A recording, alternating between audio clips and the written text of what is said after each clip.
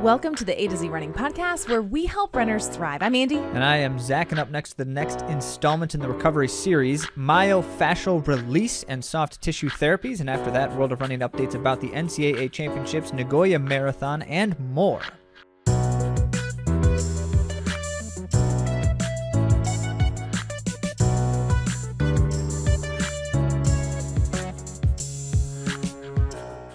Glad to have you with us once more. In case you missed it, we had a recent end-of-month Q&A episode, and the next one's coming soon. And so if you would like to submit a question, anyone can submit any number of questions anytime, and we'll feature at the end-of-month Q&A episode. All you have to do to submit is go to AtoZrunning.com/question. And what would you ask questions about? Well, of course, it's anything to do with running or running-related types of things, and or just anything else on your mind. And if we don't want to answer it, we just won't. So you can ask whatever you want to ask and find out if we'll actually answer it on air. And you might be asking, are they going to talk about that Rivertown races again? And we sure are. On March 22nd, we're actually going to do a live Facebook again. So that will be Zach and Andrew Bukema, who is the race director. So you don't want to miss that. That's 8 p.m. Eastern Standard Time on Facebook. It's actually Eastern Daylight Time. Oh, right, because daylight savings. Clocks changed. They did. Which is a different conversation. They sure did. All by itself. If you're a morning runner, we feel your pain right now because you just got to be an extra early morning runner. Yeah. Or a night runner, depending on what time you're calling it. And keep in mind, these discussions are focused on what does training look like at different phases in the build up toward a goal. And so in this one in particular, we're going to be talking about that last month to 6 weeks of training for any goal race. If you're preparing for Rivertown races, it will be especially poignant. But if you're training for anything, that's the period of time when training is the most volatile and dynamic. And so it's a good conversation you want to hear, and that's only going to be on Facebook Live at 8 p.m. on March 22. And if you're joining us live, you can ask questions, and we may, in fact, if Andrew or I can figure it out in time, try to address your questions on air live as we're doing so. It's going to be loads of fun.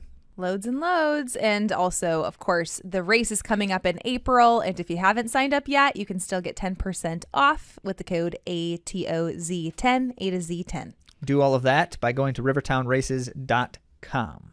Very cool. Let's get to our main topic.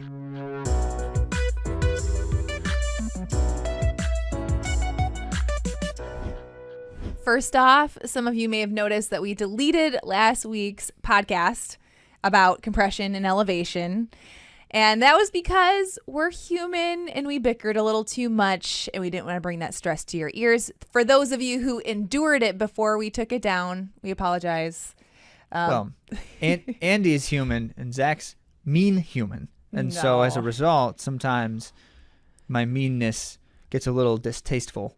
No. On air. So we're really thankful to many of you who reached out and you were kind in your words and said you were still learning stuff and that you will continue to listen and that it wasn't as bad as maybe I perceived it to be. But we just don't want to bring stress to your ears. We are going to share our opinions about things, even if they differ, but we want to do it with kindness and we want to do it in a way that we're not bringing any kind of stress to your ears. So that is our goal. Definitely, that's what we want to do. Zach's in the future. Future. Well, in a nutshell, here's what you missed. Compression for non-injury recovery is largely unproven, but may be worth it for those seeking a zero energy cost recovery method. But it is, again, there's very little impact and very little that's been proven about it. And elevation, kind of the same story for non-injury related recovery. There's not just much research to support and may have some impact but it would be very little. So what did we suggest, when your doctor Zach? says rice and you go to your doctor and you say, I'm hurt, and your doctor says, rice it, rest, ice, compress, elevate. That compress, elevate part is largely not doing much for you. If it's swelling. Yeah. That may potentially be true.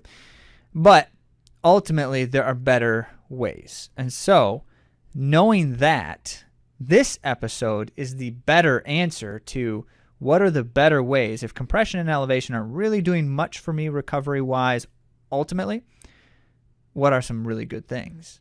And this episode, we're going to spend a lot more time talking about some really good things that many of you will be able to access very easily yourself. Mm-hmm.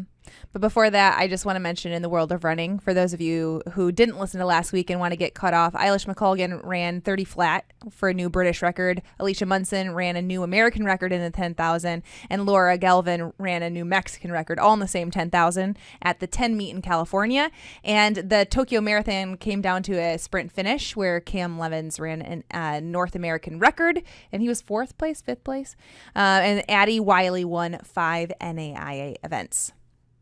Okay. So that was like a recap of the world of running from last week? Yep. I wanted to bring it to people. That's part of our mission. Well, speaking of the current topic, we wanted to break down the many different approaches to soft tissue manipulation, which is mostly focused on myofascial release, and trying to address what those therapies are and what it looks like in terms of value and benefit. And a lot of you may be wondering, what is fascia? Well, underneath the skin, you probably are wondering that. There's the fascia, which are sheets of connective tissue. And these tissues provide attachment, stabilization, strength, vascular openness, muscle separation, and organ encapsulation. And the best way to think about that in a visual sense is fascia. You know how runners like sometimes tape their legs, or athletes. People sometimes tape themselves with like that athletic tape. Fascia is essentially that inside your body. That's the purpose it's generally serving. Mm-hmm. Peninsula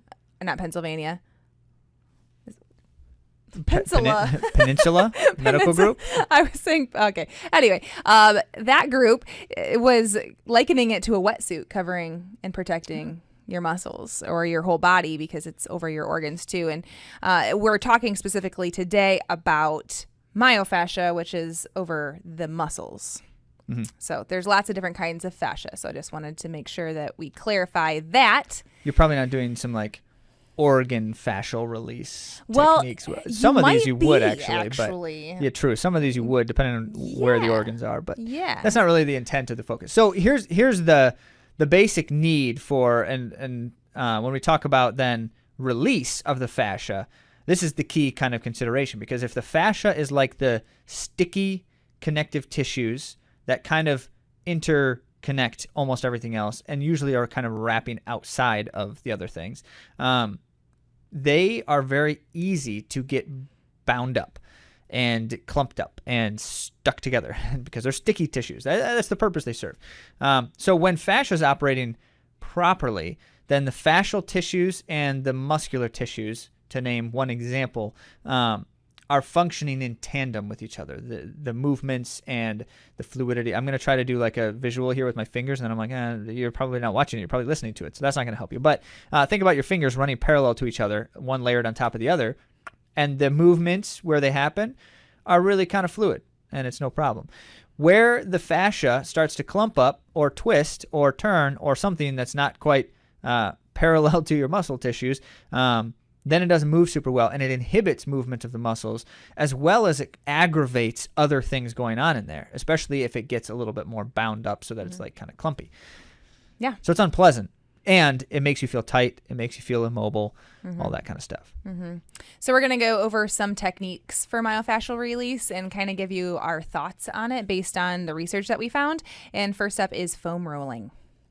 Did you know that foam rolling is a myofascial release technique? Yes.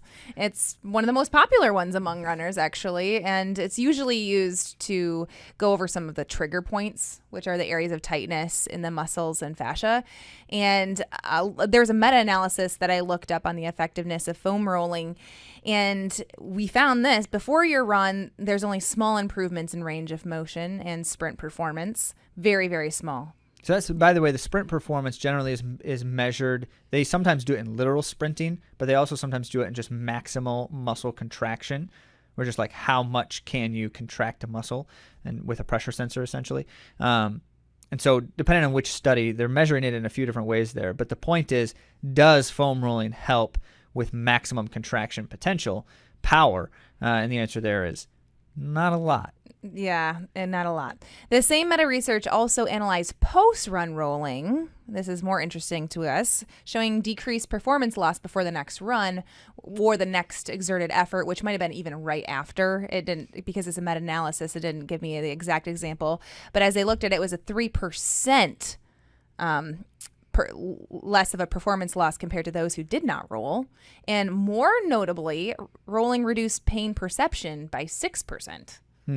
Just the age-old, do you feel better after doing that? And people think, okay, well, that's not as tangible to me, except for that consistency over time and the quality of life and feeling good is training well. So feeling good does have value. Well, and especially if it's corroborated by another metric. And so in this instance, there is a measurable value that's not perception, and it's perceived to be better. Well, that's just great. That means that you're going to feel like it's doing something for you, and it is. Mm-hmm. So no problems there. Right. And, we train a lot.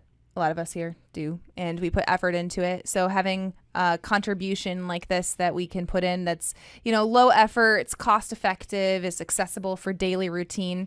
And as Zach noted when we were discussing this topic, you can do it daily where a lot of these other techniques you cannot. So I thought that was also a valuable observation for rolling.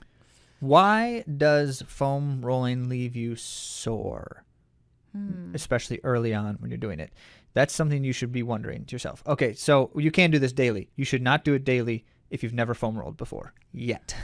So caveats everywhere. Here's what's happening when you do foam rolling. It does cause some bit of trauma to tissues, especially tissues that are more exposed and less like sheltered by other tissues. So like your IT band, for instance, which is basically there's not a lot of tissue between the foam roller and your bone. Your IT band is about it. And so as a consequence, there's a lot of pressure on a small amount of tissues. Now the IT band is like huge and super thick, and so it can handle the pressure. It's not going to cause you significant harm, but it's going to make you sore initially. But over time, as you do that more, that soreness as a result will lessen to the point where you could foam roll multiple times a day and it's not going to make you sore. So you need to work yourself up to it initially. But the concept here is foam rolling is a broad area application. And so you're not going to foam roll a very precise location. You do, in a sense, like if I've got kind of like a trigger tightness in my quad, I can foam roll that specific location. But the value, especially the substantial value of foam rolling, is because you're covering a large surface area. And so you're releasing, in a small way, a lot of places. Mm-hmm. And this was explained to me, and of course I'm not a medical expert, and this wasn't something that came up in the research, but I've been told that it takes a while to retrain fascia that's been moved in the wrong direction, like not tracking with your muscles. And that would be another value of foam rolling, is to help get everything back on track, I would think. So, I think that's part of the routine element that makes foam rolling perhaps valuable and in other ways compared to maybe more impactful releases that you can't do as often. Yeah, and I guess it should be noted, because we were saying earlier that foam rolling doesn't have a substantial pre-run benefit. But part of the reason for that is because what you're doing in general with myofascial release is you're breaking apart the fascia tissues. They happen to be highly elastic, so when they're broken apart, they don't tear very easily. Matter of fact, they don't tear very easily at all. And so, like, your muscles usually tear before your fascia, for instance. Not in all cases, but in most areas of the body. And so, fascia being that, you can break it apart, and it comes and it's not like damaging it in a substantial way. But it also doesn't necessarily functionally help you right away after you break apart the fascia. That's kind of Andy's point. Like, it needs time to realign. Part of that is you break it apart, and then you do some things to help realign it, like some mobilization, especially functional movement mobilization, active mobility and such, and some activation activities then, so that things are firing and contracting. And then after that, you have to break it apart again so that it's not settling too long into and you just keep the pattern up. So that's why daily foam rolling becomes a valuable asset once you've built up that tolerance, because it just helps maintain as opposed to dealing with an issue after it has popped up.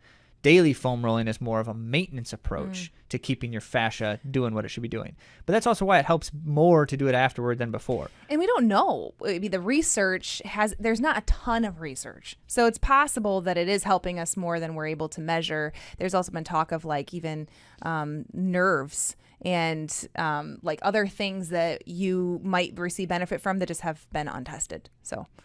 True. Well, and even if it's not, one of the consequences of bound up fascia and muscle tissue is that depending on where that's happening, especially where nerves are in closer contact with some of those things, then you have some nerve-related issues that can result. It just makes sense. It's they're not all a huge going. leap, but they're all doing things in similar capacities.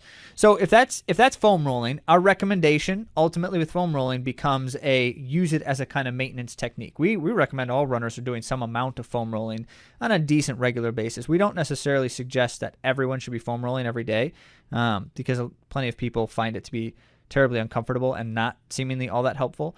I go through long stretches where I never foam roll at all, and then I go through other long stretches where I foam roll regularly, and I can say that between the two, I tend to feel better when I'm foam rolling at least several times a week than when I'm not at all. And if it is uncomfortable, it's likely because you have bound up fascia. Right. The reason foam rolling hurts is because it's necessary. That's rule number one with foam rolling. If it hurts, it means it's because you need it.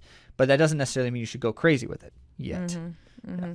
Well, next up in our myofascial recovery techniques, we have sports massage, which is accessible to most people on a very irregular basis. So this is not something that people often are able to do like every day like the pros are, but it is very effective. So the pros often will do it a few times a week. And take into account that there are options here of self-massage depending on the area and the situation.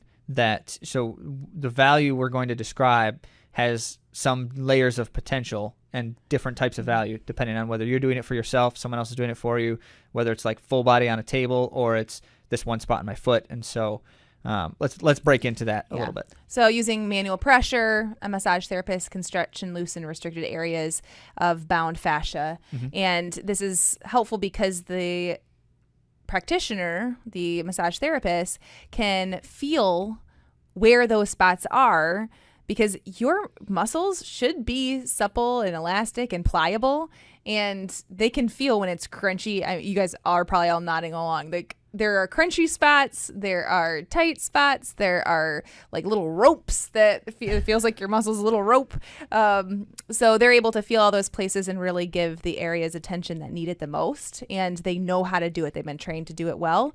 And I wanted to give a couple, even though this is not myofascial, some advantages of getting massage from Mayo Clinic: lowering stress levels, alleviating pain and muscle tension, promoting relaxation, and enhancing immune system performance. So all of these things indirectly help runners recover. Some could say more directly than Sure. But if we're talking about myofascial release, but massage specifically helps running. When we look into this meta-analysis of collective studies for massage for runners, and there was a statistically significant improvements in flexibility and DOMS.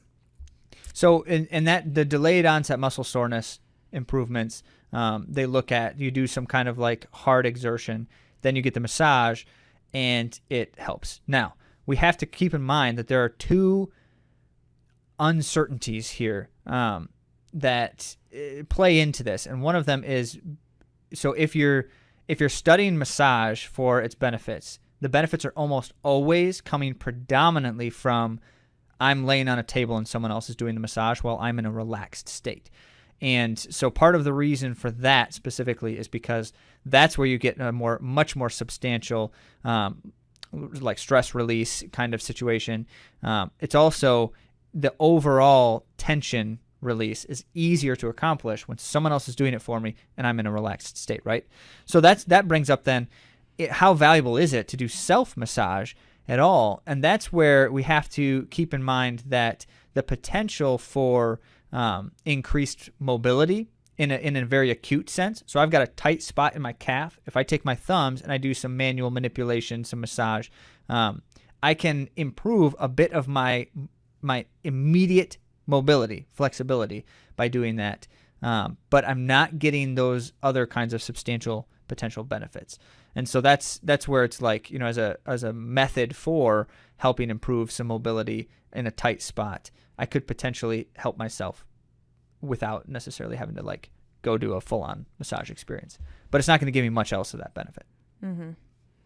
Yeah. So all of those things, I think if you're able to and you can swing it financially, it is a good investment for a runner in training.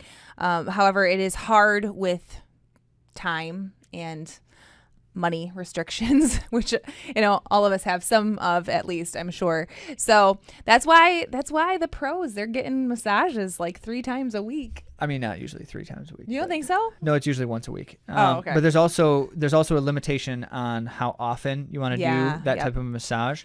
In a similar sense, because with any kind of release techniques, there is a residual recovery period that's necessary. And so with all the rest of these that we're going to share, that's going to be true. And for massage specifically, it's recommended that there's at least a day or 2 of a break between substantial massages. Mm-hmm. And there's different kinds though too, you know. So there's some like pre-performance massages, but they're like more light. They're not deep.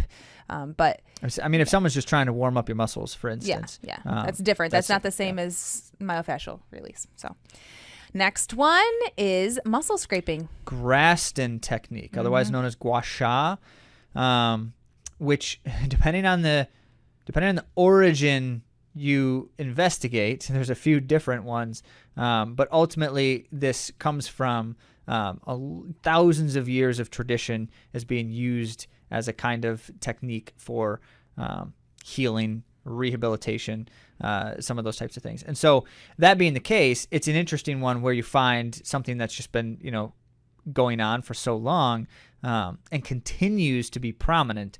That's worth at least some amount of investigation. Right. And there was a little bit more research that I found on this than I expected. 'Cause it's been around for forever. So it's something people have been paying attention to. Well, it's not as commonly used. And so you might be wondering, some of you might not know what this is, and it's using a specific muscle scraping tool or a blunt edge of a spoon, and you or a therapist applies pressure on the tissues and strokes the skin, or, you know, strokes on top of the skin to break up the scarring and adhesions underneath that skin. Yeah, and so what it amounts to is you're literally just scraping your tissues. It's what it sounds like, muscle scraping sound. And it feels like scraping. So you have to keep in mind, this one now is, if massage is relaxing, this one is the opposite of relaxing. Yeah. It's quite painful, in fact, and unpleasant. Yeah. And it's not always like literally painful while when it's you happening. Start, but the nature of what you're doing is destructive in nature. And so anytime you're doing a therapy that is intended to break things down, this is one of the more aggressive now types. It's actually the most aggressive type in terms of common myofascial release techniques. Mm-hmm. So the intent here is to find a spot where things aren't moving very fluidly and grind it down so that they are broken all apart. And so you take that blunt edge of a spoon. You can just use a metal serving spoon if you want to. Not the sharp edge.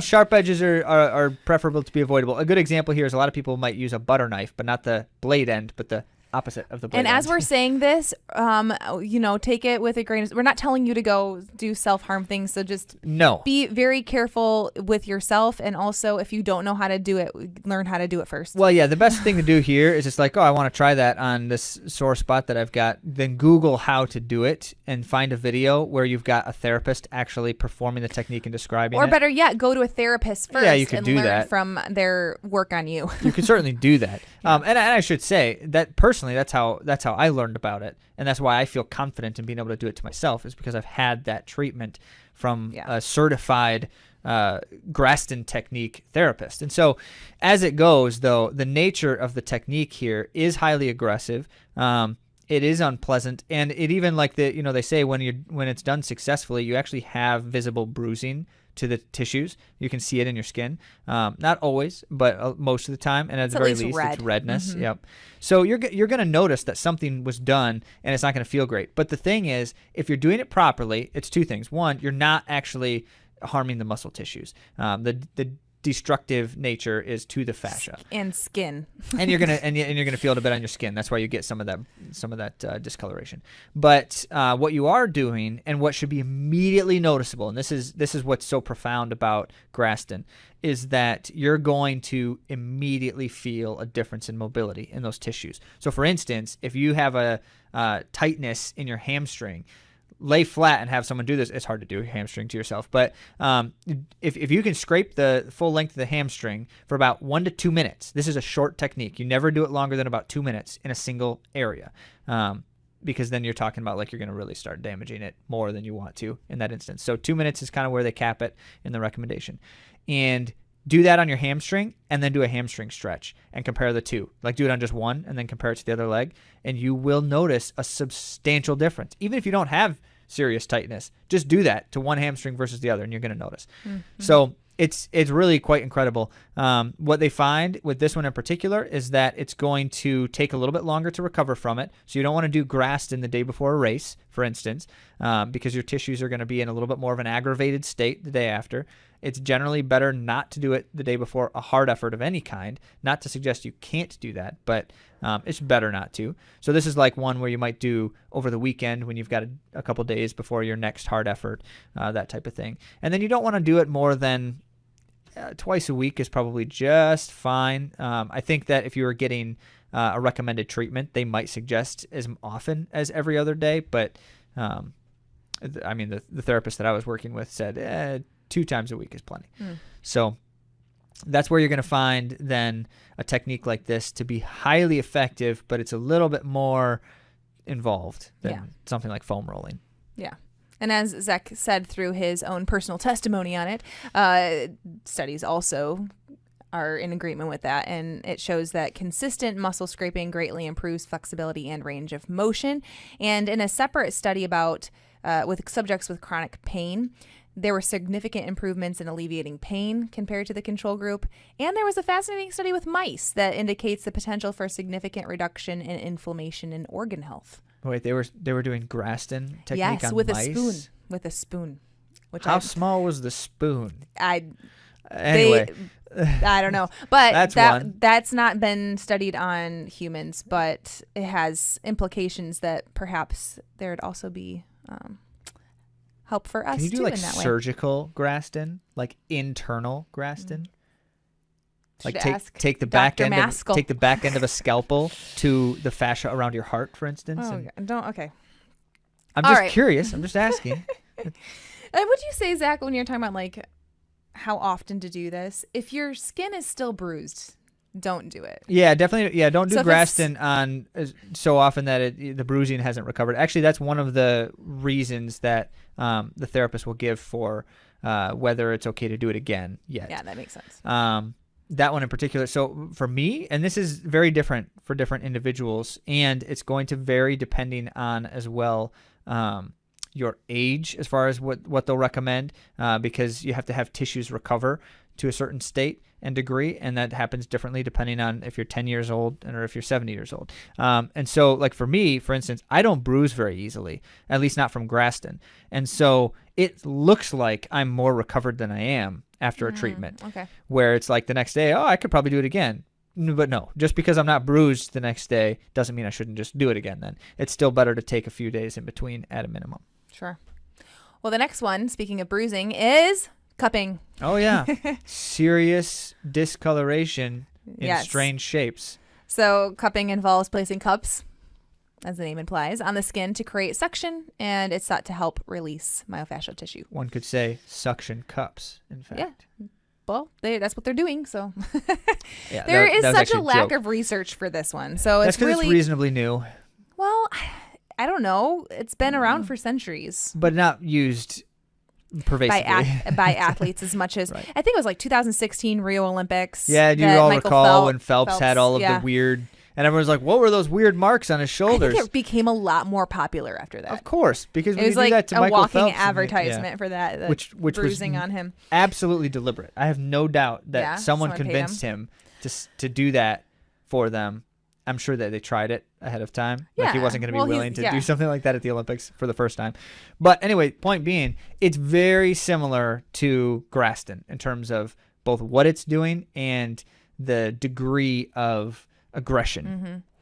Yeah, it's really popular among runners now, and it's thought to relieve muscle soreness and improve performance, mobility again. And there's like a lot of questions about effectiveness, but it can also potentially decrease pain levels and improve the function of your muscles. And that's probably why Michael Phelps did that before competition. Like that was during the Olympics. And I doubt he would be doing it if he didn't believe that it was going to be helping him. Well, he also won like 17 gold medals at that Olympics. So I feel like maybe that was the proof that people needed and to start doing it. Or was he just going to do that anyway? But so I would say, like, and this is my personal opinion, because obviously there's not research. I feel that, yes, that can be helpful because it's actually pulling and it's having that breakup of the fascia. It's pulling it away from the muscle so that it can realign. But I think that this is my personal opinion. I think that Graston's probably better for getting it to realign in the direct, because you're using the strokes. It's more directional. It's directional, yeah. So let's look at the two distinct differences between those techniques. So as Andy said, cupping is a pulling motion, whereas Graston's a pushing motion. One of the reasons why cupping is preferred in some instances is because you're not grinding down at the muscle tissue. And so if the muscle tissue is in any kind of fragile state, Graston has the potential of damaging it, right? If you have an acute tear in your muscle, by grinding down on top of it, even if you're pushing more on the fascia than the muscle itself, like you're not actually into the muscle yet, it still could aggravate, right? In theory. Whereas the cupping technique is not putting any pressure on the muscle tissue. That makes sense. So it does make sense. However, there's also, so cupping is a little bit less precise. Certainly there's different like sizes of the cups and such. But if you think about it, you can use a Graston tool in any location on the body, as long as you can access that location externally. Whereas cupping has limitations because you can't put suction on any location of the body. Like I can't put suction on my collarbone. It wouldn't work because there's not... Yeah. I mean, there really just like isn't enough space for flat. Even on my clavicle. Is this your clavicle? What is this? Clavicle is up on top. It's your shoulder bone. My shoulder. So my shoulder blade. I had cupping done by a kinesiologist that performs manual manipulations of muscles and is known for this. And he did cupping with movement, but it was very hard to get the cups to cling to some of the areas that didn't have much muscle or fat. If there's just not enough. There's like too much bone. Yeah, and if there's not enough soft tissue that's in a broad enough area, then it's hard to use the technique. And if you're a smaller person, it's also hard even on muscles because it has to be a small enough suction that it will stay. Yes. So there are like these other tools then because of that create like a constant suction as opposed to, so like it's almost like a vacuum, and they'll take something like that and they'll run it slowly down a tissue, which is a similar kind of function to what the scraping does. So they'll create the suction and then they'll just pull along the tissue with like a lighter suction, because otherwise they don't want to like rip your skin open. I have seen some really nasty results from cupping too aggressively and they try to pull it, and because it's the suction's so high and they're pulling at the same time, it's just unpleasant. So anyway, the point being here, cupping does something very similar to scraping, but it's kind of a reverse mindset. And the limitations are one of the reasons why cupping is probably not quite as generally appealing. But also, you can't do cupping on yourself as easily either. It's not something that's quite as accessible to most of us. Whereas scraping, you don't even have to get an official Graston tool. You can just use your kitchen spoon. So that's why more people will likely favor it in general too. Yep. Now finally we are going to talk about ART, personal which stands favorite for active release technique.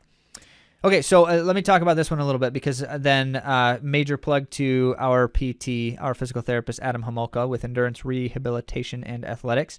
So Adam has over the years pursued many of these techniques in terms of just general learning as well as certification. And as many therapists will do, he has preferred to achieve higher levels of certification in some techniques than others because of his preference in terms of how effective he finds them, and in terms of the implementation of them for various reasons. So ART, active release technique, is the one that Adam specifically has pursued more than any of these other ones we've shared, for the reason that he has found that it has been much more effective, as well as what it can do for a runner is more appealing. So we'll address both sides of those things. First of all, it's more effective because it does not have some of the negative potential side effects of some other techniques. And so you, like ART, you could do moments before a hard workout, for instance, and probably experience all the benefits with none of the setbacks of release techniques, right? And part of it's because it's less aggressive. The other side of that, though, is that ART also seems to be something that achieves that desired end more directly and more effectively than most of these other techniques. If the thinking is we need to release some tissues and have them align well, like both of those things, most active release, or most rather release techniques, don't necessarily help align the tissues themselves. You have to do a little bit of extra of something, which we're going to talk about in a summary here in a moment.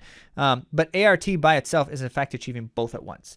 And so it's helping release and align tissues at the same time. And here's why. So here's what's happening with ART.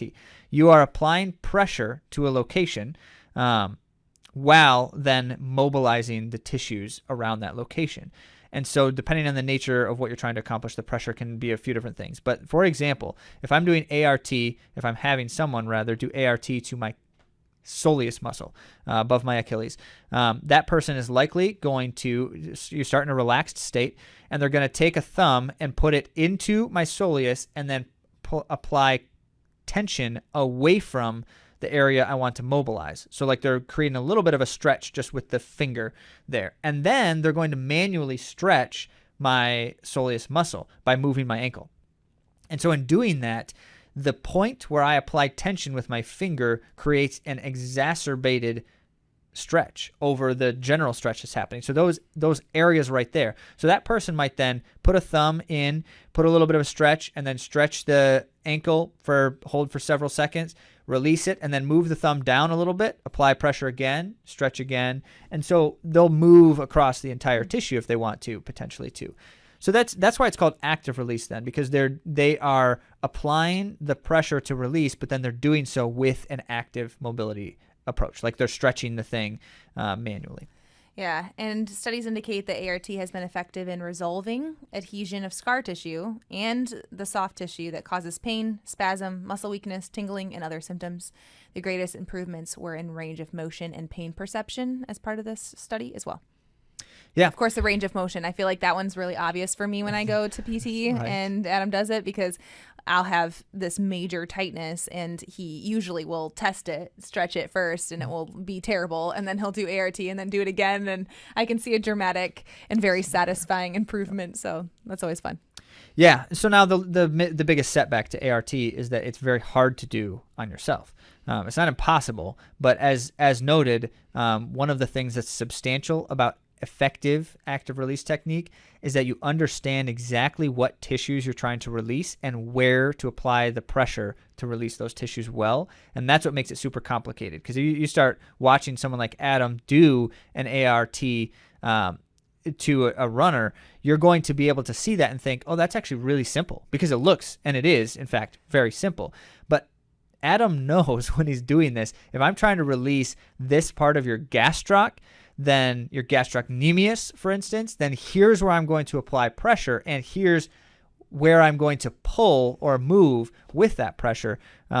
It is very important, because these tissues all move in very different ways, in very different directions, depending on which tissues they are and where they are. And so it's not so simple as my calf's tight, I'll put a thumb into it and then stretch it, and I've just done effective ART.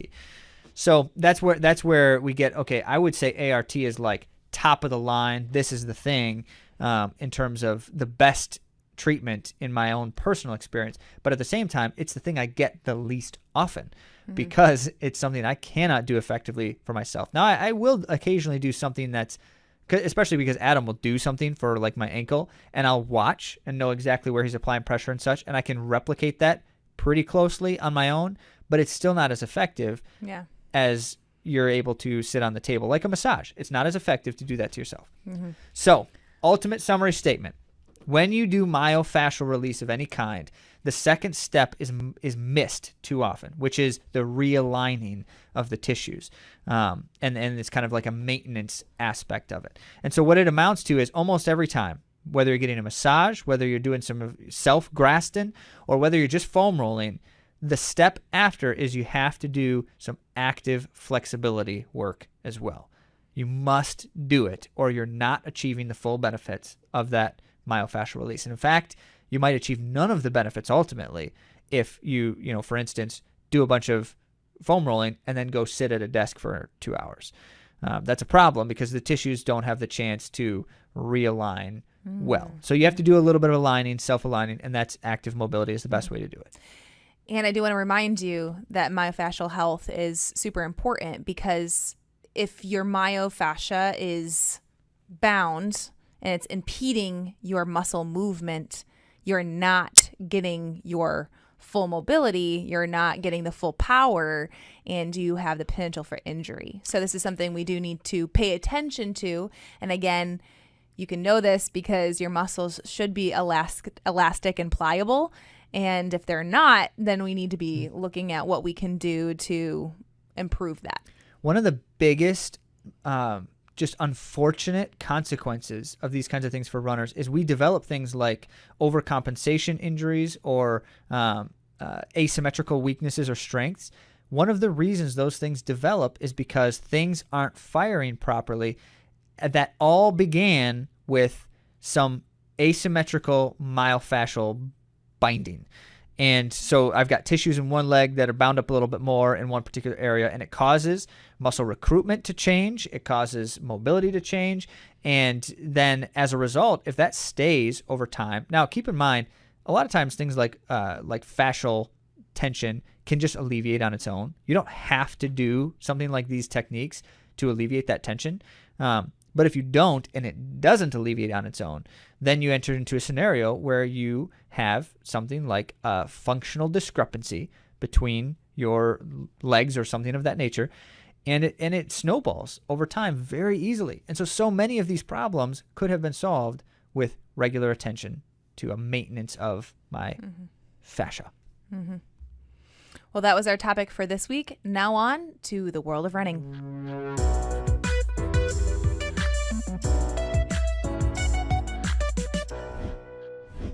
Let's start off with a big shout out to RJ, an A to Z runner, for his first ultra marathon, completing a 50 miler, which is just really something. And RJ is one of those adventurous types who's, got his sights set on more of this type of stuff. And so congrats, RJ, Congrats. on a very challenging yet impressive endeavor. And we certainly wish you all the best in recovering and recuperating from that too. Now, let's dive deep into one of the most exciting moments of the year, which is NCAA championships. We love NCAA championships. They're so thrilling. They're so much fun. So here's the thing. We're going to give you some of these results, but we're going to link to some of the Let's Run recaps, which are always wonderful because they give you like more substance than just here's what happened. Play-by-plays. Yeah, all of that. But they also provide links to watch the races. Yeah. And since it's NCAA and not stinking USA track and field, you can generally watch almost all of the meet after the fact. And so that's awesome because now you can go and you can watch all these races, and they're just really exciting. That's cool. That's one of the things I love about NCAA racing is that these championship level races are just highly dynamic. You don't know who's going to win because it's not the same people all the time unless your name's Caitlin Toohey. And as a result, you get to see things you don't expect, which is part of what makes watching sport so much fun. Yeah.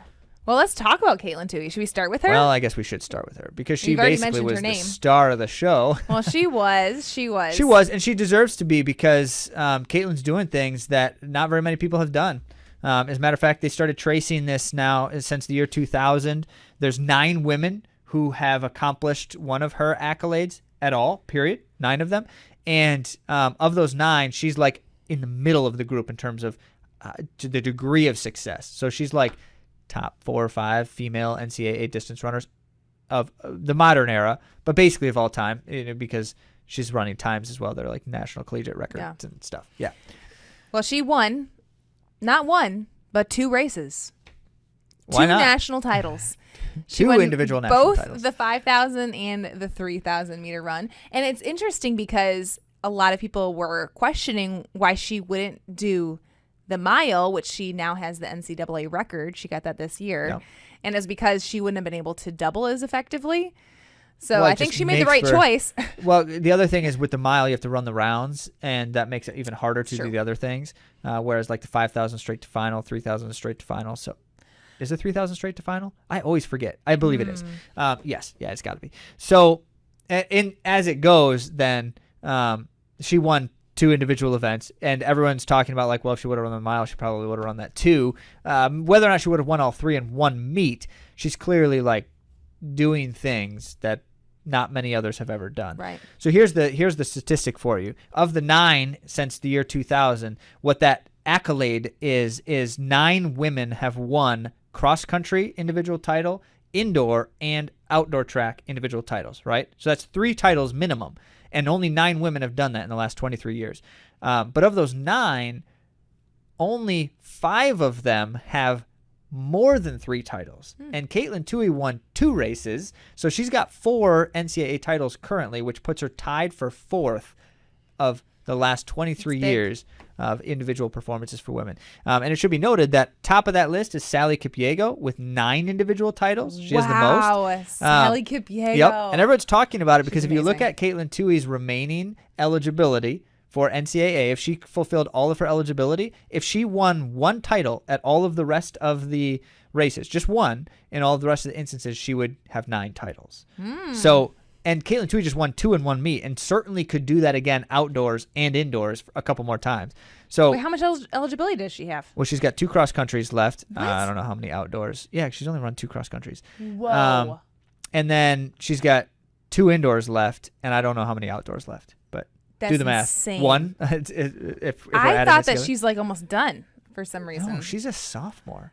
Wow. She's not been at this very long, Andy. That's Wow. what's incredible. Well, it puts her in leagues with names like Chris Schweitzer, who won double. Yeah, Won Krista the Schweitzer double. did the 5,000, 3,000 double 5 years ago. So. Yep. So, That's right. Now, I did mention she was like tied for 4th. The one she's tied with, let's see if I can remember this off the top of my head because it's not sitting in front of us. Molly Seidel, I believe, also had Okay. 4 titles. looking at me, I don't know. Molly Huddle? Uh-oh. I don't know. Oh, those are It's very one of different those two. Mollies. It's one of those 2. Okay. Well, anyway, so good stuff from Caitlin Toohey, and did not disappoint because the other side of it is just how she won these races. So let's talk about the individual races here for a little bit, break down some of the distance runs. The 5,000 for the women was not a surprising race. So what ends up going down here is Alabama's dynamic duo of Hilda Olamomoy and Mercy Shalangat. We're clearly going to want to make this a fast race. That's the way they like to run in general.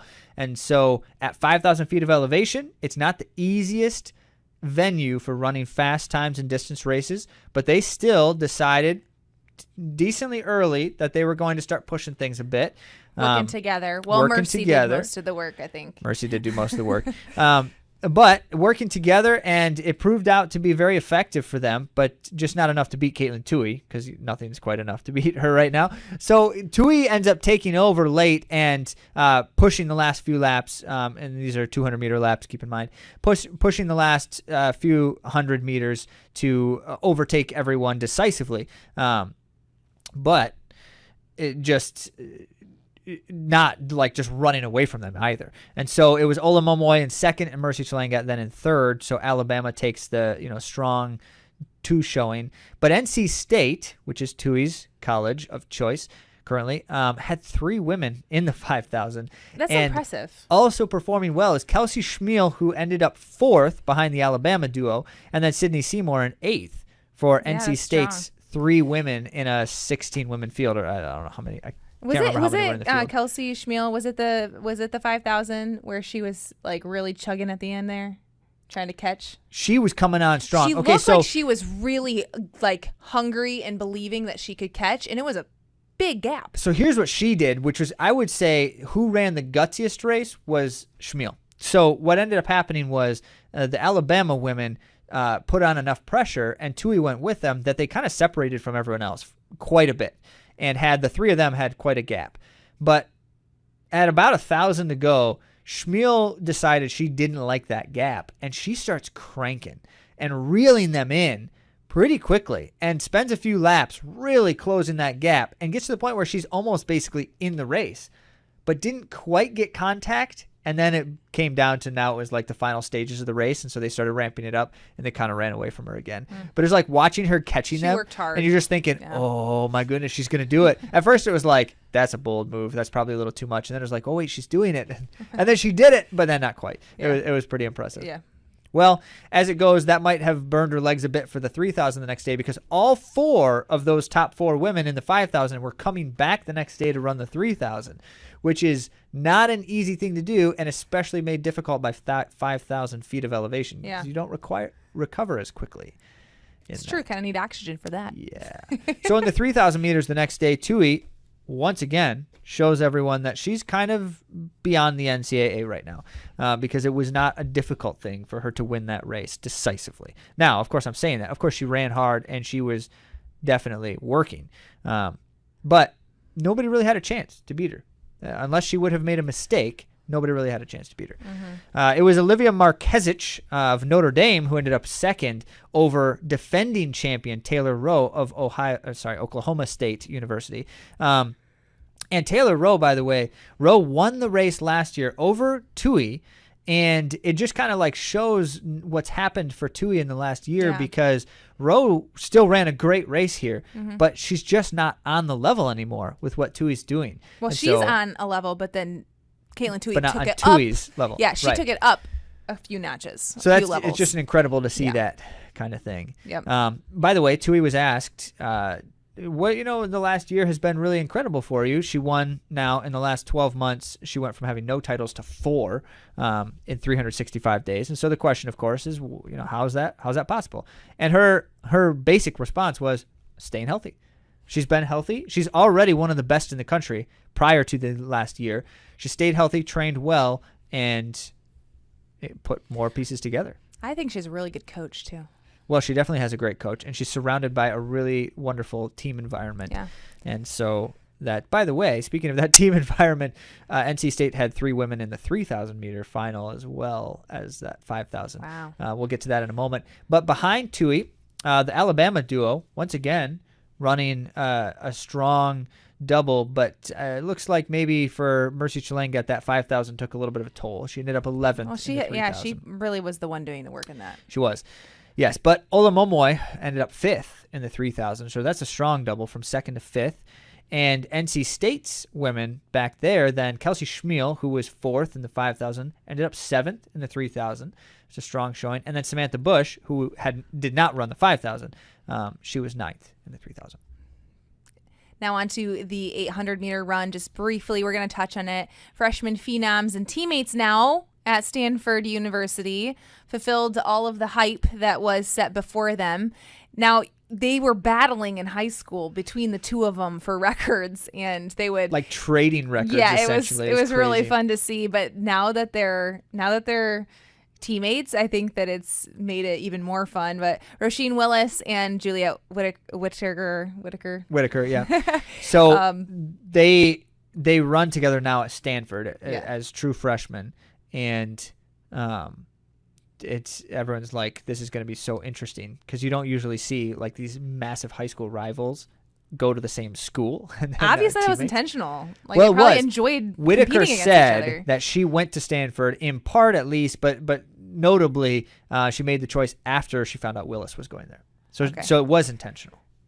Yeah, and I think that that's cool, because maybe they bring out the best in each other, because they ran some really awesome times in high school because they had one another to keep working and sharpening their skills and their racing strategies and all those things. So they probably were like, we make each other better as competitors. How much better would it be if we were able to train together as well? So in fact, when asked, they both seemed to suggest, and I don't know if these are exact quotes, but that they are very much loving training together. Oh, cool. And I find like that to hearing be an environment that's been highly productive for them.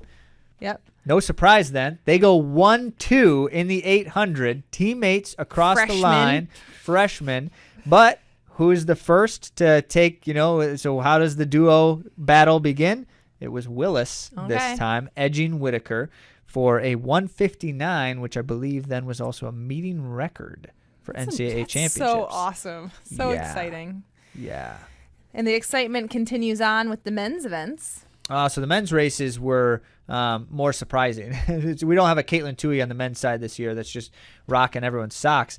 But we do have some really interesting dynamics going on as a result. On the 5,000 meters, we had one of the more uncommon strategies play out that you don't generally see, which is the NAU guys, Northern Arizona University guys, Drew Bosley and Nico Young, both young guys, by the way, too. And I think they're both sophomores at NAU.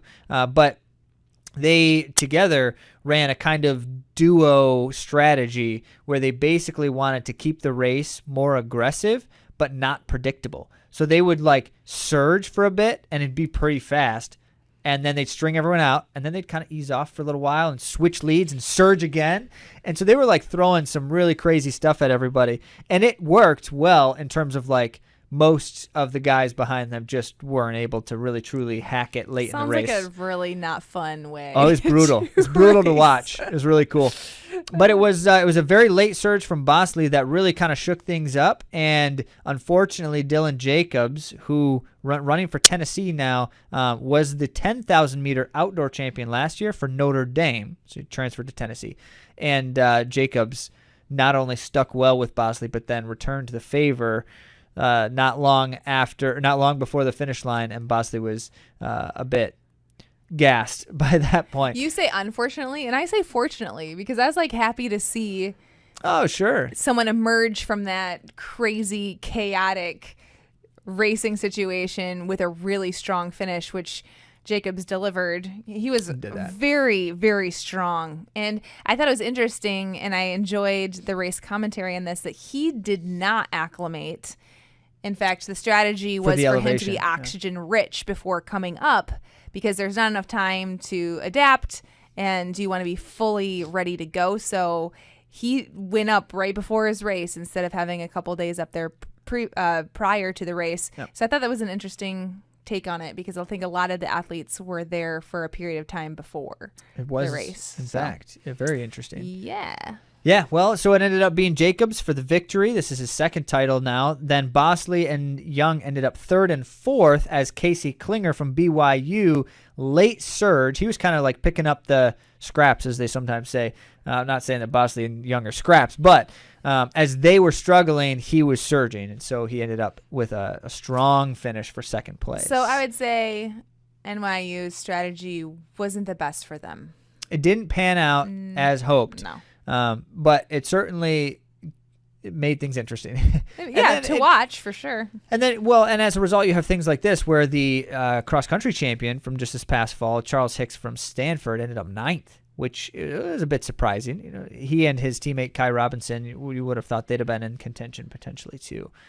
But that strategy leaves some casualties. Yeah, it does. So in the 3,000 meter, then the next day, you had some doubles coming back, and so there was a lot of interesting, could Jacobs pull off the double, because it's not easy to do at elevation, but he ran a great race in the 5,000 and looked like a solid favorite for the 3,000. Well, Drew Bosley of NAU also is the current national record holder in the 3,000 this season. So then it's okay, maybe he's got kind of a revenge mindset, it was taken from me yesterday, but I'm going to come back. And however, Bosley's strategy definitely was hard work on his legs. And so there's a question in my mind of, would that really pan out for him to come back and double up well? As it goes, it didn't pan out super well from him.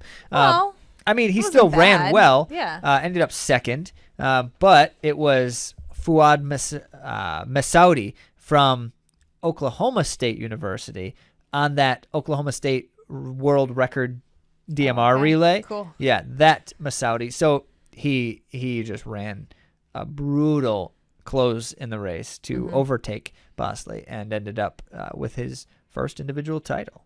Yeah. So do you think these guys would prefer to do two events? One where, like Drew, for instance, he was third in the 5,000 and then runner-up in the 3,000. Or would you have preferred to win one of them, win one of them? Well, in the NCAA, the title is everything because that's what's going to connect dots for you in your future. Okay. If you are an NCAA champion, you've got way more going for you than if you're a 5-time runner-up, right? So these guys want the title. But a guy like Bosley's strong enough to run both of those events with potential for a title in both. And it showed right here. He nearly won that 3,000 after really just a crazy strategy in the 5,000 the day before. So yeah, he's got the potential to pull it off. You don't take that kind of a risk like that unless you believe that you could do excellent in both. Yeah. I just think it's interesting to run that kind of a strategy because that does burn the legs up more than others. And then coming back, knowing that you're going to come back in the 3,000, which you're the record holder in a less than optimal condition. But yeah, I don't know. Just a thought. I just thought. Didn't pay off this time for him, but he still had a great meet. And this is the Drew Bosley who a year ago you would have said, he's finishing in the top 5. That's incredible. So he's come a long way. Yeah, and big. he afterward, he was very pleased with that 3,000, despite not winning. And in the interview after the fact, just talking about how, at this point, every time he races, he's the potential to win the race, essentially, of just about any level that he races at regularly. And so that's an exciting spot for him to be in his career. It should note that Klinger, after a second-place finish in the 5,000, ended up 4th in the 3,000, and Jacobs, after winning that 5,000, did end up 6th in the 3,000. So it's still All-American. Still strong. Now, let me tell you about the men's mile, because if you recall, we were talking about Washington earlier on because they were putting things like they had 8 guys run under 4 minutes in a single race, but not just under 4 minutes, but 3:51 and 3:52, just crazy fast, right? On the same team. So it's no surprise that Washington had 6 men qualify for the mile NCAA championships. 6 men. 6. How and many these get fields, to run? 12? Well, I don't know how many were in the prelim. It's 24 okay. in the initial stage. And so most of the people in the mile qualifying in the NCAA championships were all from the same school, which is just, you got to say something about Andy Powell and the work he's doing there, which I'll talk about in a moment. So they had 6, but there's preliminary rounds in the mile. And so 4 of Washington's 6 made it to the finals where there are only 10 runners, right? So they've got 4 of the 10 finalists, and then one of the finalists had to scratch because he broke a toe in the prelim. So 4 of 9 finalists were from the same school. Broke a toe? Yes. I don't know exactly what happened there. That'd be an sounds interesting painful. story. So this is where you get the question of, all right, so ask Andy Powell, coach at Washington, who's going to win this race among your guys? And are they going to win the race overall? Well, certainly they've got a chance of winning the race overall because his guys have run almost the fastest times in the country. In fact, the national leader at the time, Anas Asai, was in the race. So there's one guy who's run faster. But, yeah. And when asked, he's like, I don't know who's going to win this. It could be any of those 4 guys. And that's really something. So you're like, okay, there's some excitement there already. But the other point is they can't all 4 do incredibly well, right? Because that's just super unlikely. Well, we'll get to that. So as the race unfolds, it was one of the most astute strategies, and you've seen this recently. I think it was last year. When did Mario Garcia Romo win the NCAA indoor mile? I think it was last year.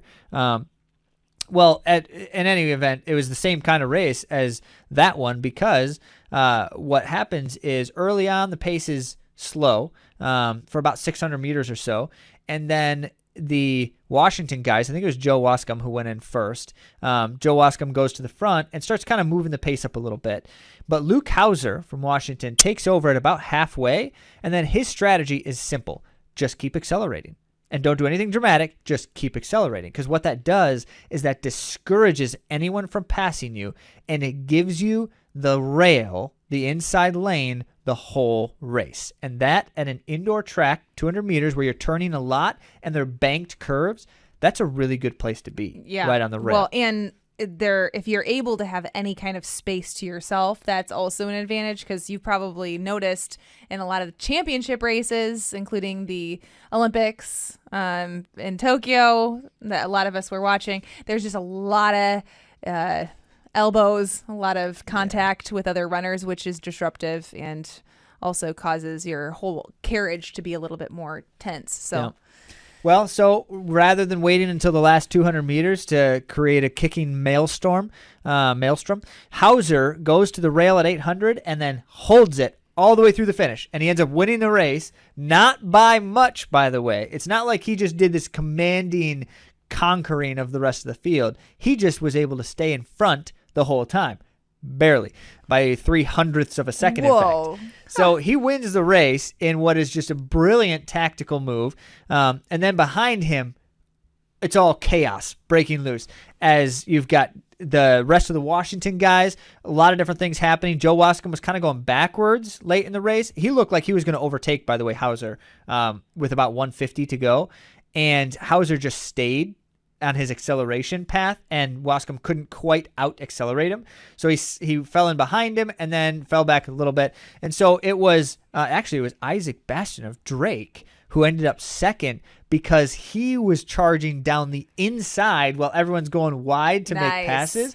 And true to this happens every time. All the time. Stay on the rail. Stay on the inside, because so here Bastian comes down the inside and ends up second. Almost caught Hauser. Wow. Give him 2 more meters and he would have won the race. Wow. So he's second by 0.03 of a second. Great race from Bastian. But then Anasa Sai from South Carolina, who's the current fastest time this year in the NCAA, ended up third, which he was only another half a tenth behind that. Not even second. Joe Wascom, then, of Washington, who was kind of going backwards at this point, still holds on for fourth, and his teammate Nathan Green from Washington is coming on super strong and ends up fifth.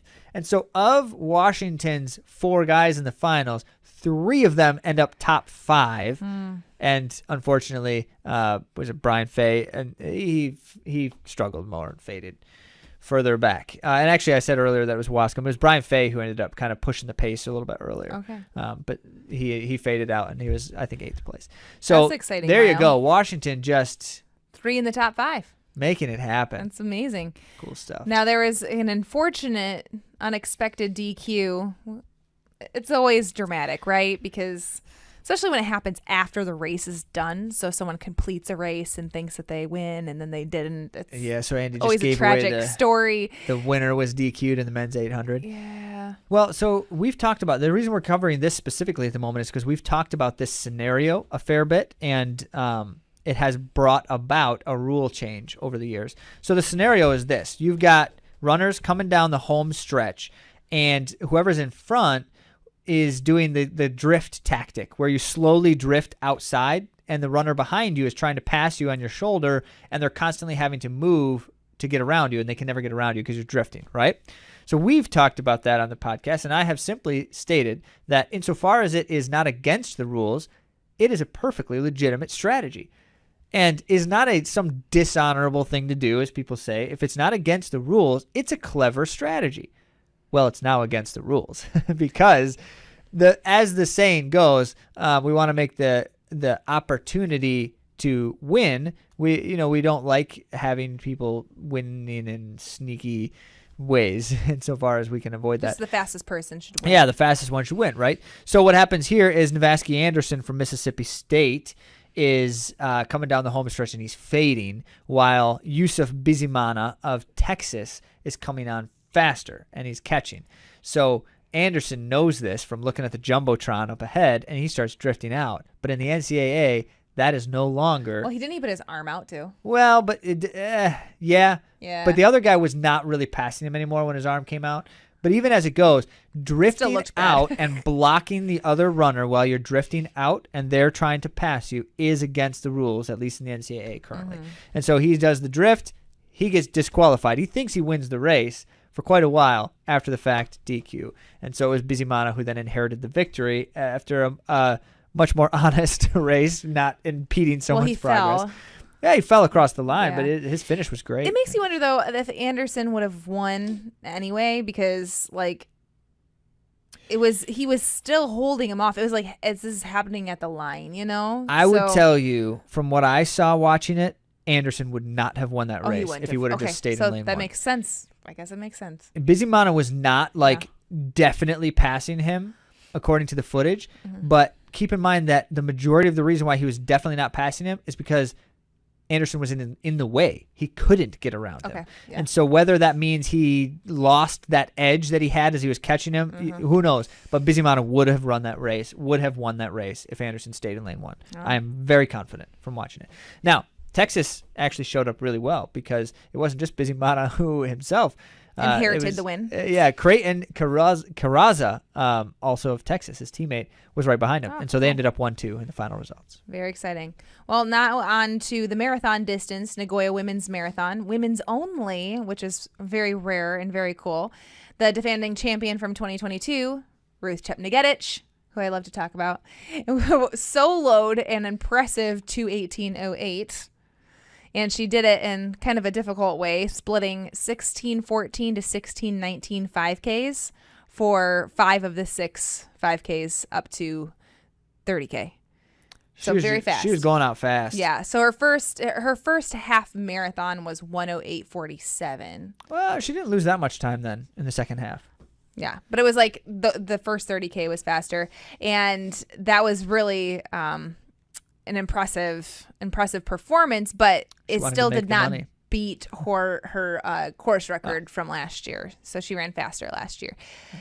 Now the prize purse, like Zach said, she earned the money that she had sought. She showed up and she got paid, and that was $250,000, which is a good prize purse in marathoning. Yeah, I mean, you want to win money in the marathon, race in Japan. If you can win the races. They appreciate their distance runners there. It's cool. Dashun Zhang was 4th in 2:24:05, which is the fastest time by a Chinese woman since 2012. So that's notable. And also notable was that 7 of the top 11 women ran personal bests, and it was not great conditions. You know, Nagoya is often not exceptional conditions. I wonder if there's something to that, just the common weather that time of year there. But it's also one of the reasons why they talk about that, like it's often not as fast as other races might be, is because being a women's only race, you don't have the added value of more people running around you at those times. Right. They had pacers, but they stay for the part of the race where there's still women to run with, if that makes sense. Yeah, well, except Ruth, she ran faster than the pacemaker for the first bit, I guess. So she did go out fast. I don't know. She did solo as I mentioned, most of that run, even beyond the pacemakers. But they ended up dropping because they're female pacemakers. Yep. Well, in the final note for the World of Running segment, I wanted to spend just a quick moment here clarifying or providing better understanding for the world ranking and qualification system, because we've been talking about this a fair bit, and trying to get to the bottom of understanding how an athlete best knows whether they're qualified well for the World Championships or the Olympics. And here's kind of how it goes. And we've talked about, in summary, it's the world ranking matters more than your time performances now.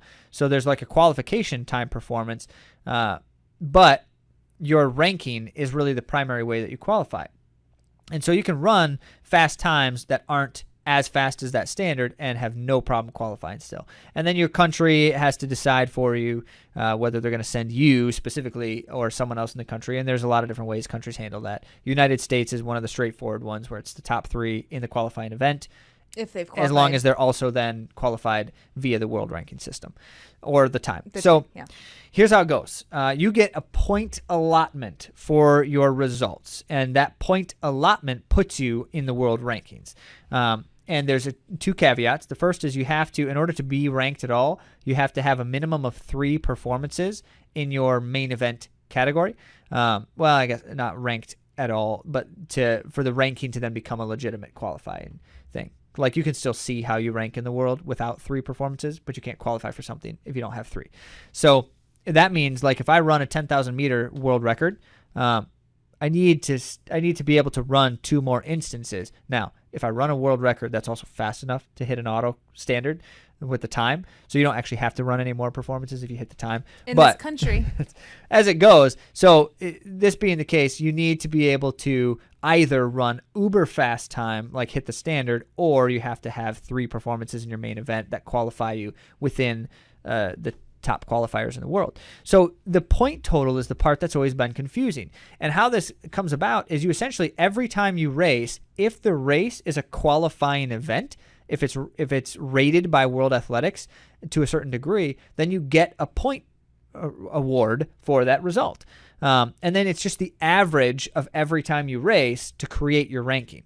And so if I race well one time and poorly 2 times, that hurts my ranking because I didn't race well. So part of when we talk about the professionals being highly motivated to only run fast in really fast races, part of that is because they have, the stakes are high if they run poorly and don't run fast. And so you get less points, and therefore it negatively affects your world ranking. But not all events are qualified for points, so they could like run races for tune-ups and things that don't hurt them in their averages. Right? Yes, and that's where you get like, you'll have situations where you'll have these professional athletes running kind of like low-key events occasionally, and it's like, well, why are they doing that?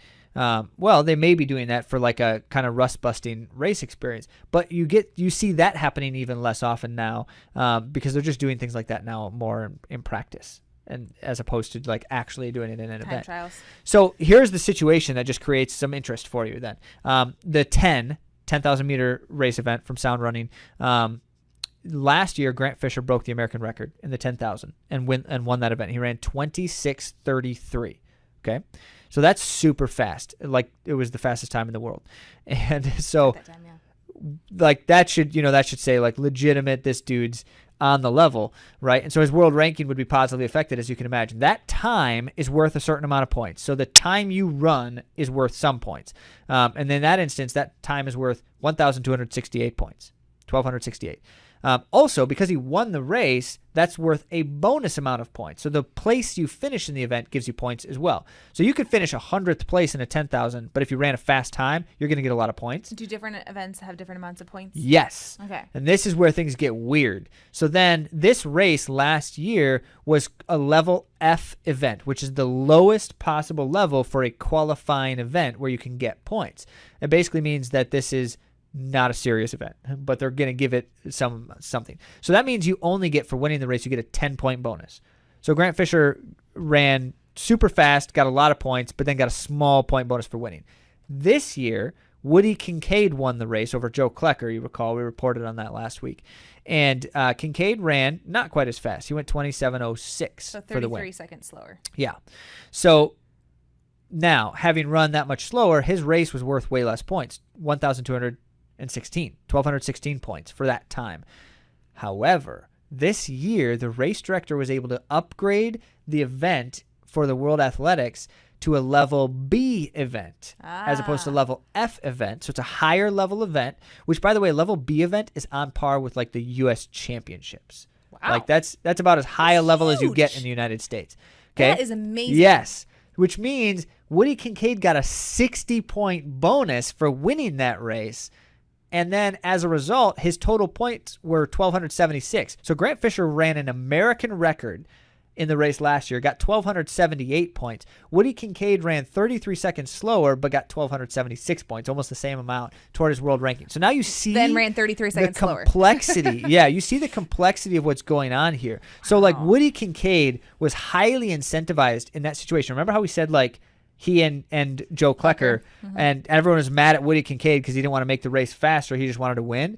Yeah, but he got a much higher point bonus for that victory. Yeah. Where if he was not incentivized to run just a fast time there, whereas last year Grant Fisher only cared about running fast because that point total for winning was almost worthless. 10 points is not a major bump, but running fast was huge for them.